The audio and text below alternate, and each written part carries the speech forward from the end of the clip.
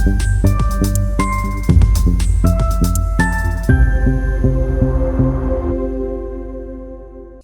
याच्यामध्ये एक सवय लावून घ्या, तुम्हाला एक डायरी मेंटेन करायची सवय लावून घ्या. डायरी मेंटेन करायच्या तुम्ही लहानपणी लिहित असाल रोज नशी, सकाळी उठलो, आवरलं, शाळेला गेलो, आलो, झोपलो, खेळलो, असलं काही लिहायचं नाही. ह्याच्यामध्ये अभ्यासाच्या गोष्टी लिहायच्या आहेत फक्त. म्हणजे काय आहे की तुमचं पुढच्या 10 दिवसाचं टार्गेट काय आहे, म्हणजे तुमचं जे टार्गेट असेल ते महिन्यामध्ये, त्यानंतर 15 दिवस, त्यानंतर 7 दिवस आणि डेली, याच्यामध्ये एक प्लॅन करा. खूप लोक असतील इथनं पुढं की प्लॅनिंग करायला लय आवडतं सगळ्यांना, पण प्लॅन एक्झिक्यूट करणं खूप मोठा टास्क आहे, लक्षात घ्या. प्लॅनिंग सगळेच करतात, अल्टिमेटली रिझल्ट पर्यंत कोण पोहोचतं, यशाच्या शिखरापर्यंत कोण पोहोचतं, तर ती प्लॅनिंग लिहिलेलं प्लॅनिंग एक्झिक्यूट करणं. मग आता प्लॅनिंग एक्झिक्यूट करण्यासाठी सगळ्यात महत्वाची गोष्ट आहे, प्लॅनिंग तुम्ही कोणतंही करा, डोक्यात नका करू. म्हणजे तुम्ही आता बसल्या बसल्या, मी जसं सांगितलं, काही लोक चंद्रावर जाऊन आले असतील, काही लोक म्हणले असतील आता जाऊन इतका अभ्यास करतो, रात्रभर बसतो. आता इथनं जाता जाता अजून मी 4-5 विषय काढेल, इथनं जाता बाहेर पडेल, खाली लिफ्टमधून खाली गेले की तुमचं प्लॅन व्हॅनिश झाला. मग खेळायला जाऊ, मग पिक्चरला जाऊ, मग इकडे जाऊ, तिकडे जाऊ, FC रोडला शॉपिंग करून येऊ, अजून अशा गोष्टी वाढायला चालू होतं. म्हणजे तुमची डायरी अभ्यासाची फिक्स असली पाहिजे, त्याच्यामध्ये तुमचं प्लॅनिंग फिक्स असलं पाहिजे, त्याच्यामध्ये डेली टार्गेट्स तुम्ही लिहा. उद्या काय करायचंय ते आज लिहा. मग उद्या मला पॉलिटिक्स एक टॉपिक वाचायचा, मला न्यूजपेपर वाचायचा, मला PYQ बघायचे आहेत, किंवा मला अन्य काही गोष्टी करायच्या, मला एक आन्सर रायटिंग करायचं आहे, समजतंय? त्या गोष्टी लिहा. संध्याकाळी फक्त त्याच्यावर टिक मार्क करायची, माझ्या या गोष्टी कव्हर झाल्यात का, साईडला लिहा माझा अभ्यास किती तास झालाय.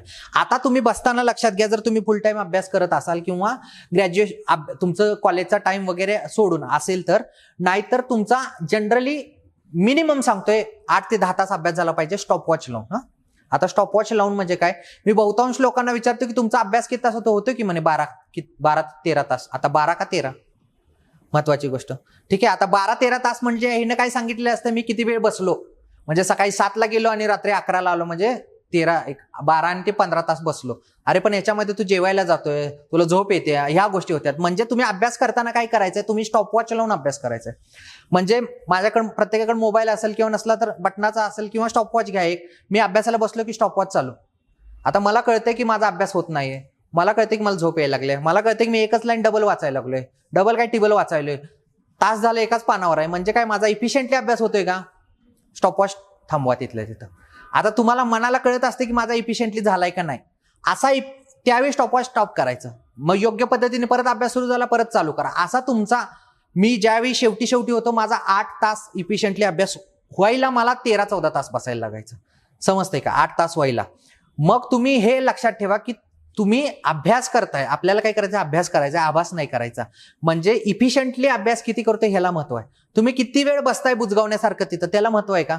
आता तुम्ही इथं सगळी बसलाय, पण तुमचं लक्ष काही लोकांचं असेल, काही लोकांचं नाहीये, तिसरीकडे असेल, चौथीकडे असेल, अजून कुठं असेल. काही लोक म्हणत असतील थांब की, आता जा की, पण मी जाणारच नाही, इथंच थांबणार आहे. म्हणजे काय, इफिशियंटली किती अभ्यास करताय ह्याला महत्व आहे. तो अभ्यास तुमचा सध्या 8 ते 10 तास असला पाहिजे. स्टॉपवॉचचं टायमिंग सांगतोय मी तुम्हाला, आणि स्टॉपवॉचचं टायमिंग कसं करायचं सांगितलं.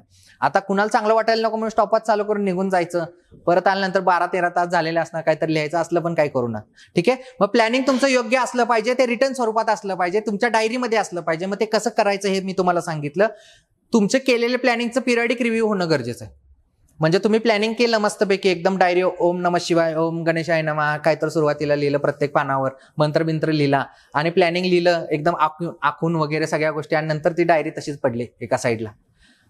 रोजच्या रोज लिहायचं. ज्यावेळी 0 तास अभ्यास होईल ना, त्यावेळी 0 तास पण लिहायचं. लक्षात घ्या, चुका आपल्याला कळल्या पाहिजेत. कारण की आपण रिझल्ट पासून कसं दूर होणार आहे, एकतर आपला अभ्यास कमी असतोय, दुसरी गोष्ट आपल्या चुका वाढत गेलेल्या असतात. एक चूक वाढली की 1 मार्क कमी येणार आहे, दुसरी चूक 2 मार्क कमी. मग आपल्याला काय करायचं, रिझल्टमध्ये यायचं आहे ना, एक चूक कमी करा 1 मार्क वाढणार आहे, दुसरी चूक कमी करा 2 मार्क वाढणार आहे. पण आपल्याला ही चूक होते कळणं गरजेचं आहे ना. मग ते कसं करणार, परत या आपल्या डायरीवर, त्या डायरीमध्ये त्या गोष्टी लिहून ठेवा. मग बाकी मी ह्याला फोन लावला, ह्याच्याकडनं 20 रुपये घेणं, बाकी 17 रुपये येणं, असल्या गोष्टी त्याच्यात लिहायच्या नाही, ठीक आहे. फक्त अभ्यासाच्या गोष्टी लिहायच्या आणि त्याचा फायदा करून घ्यायचा. म्हणजेच काय आहे की तिसरी गोष्ट याच्यामध्ये होती प्लॅनिंग, आणि त्याच्यापेक्षा महत्वाची गोष्ट आहे डायरी, त्याच्यापेक्षा महत्वाची गोष्ट आहे त्याचं एक्झिक्युशन. समजलं, 3 गोष्टी झाल्या. कुठल्या झाल्या, टार्गेट, त्याच्यानंतर बेस, त्यानंतर प्लॅनिंग.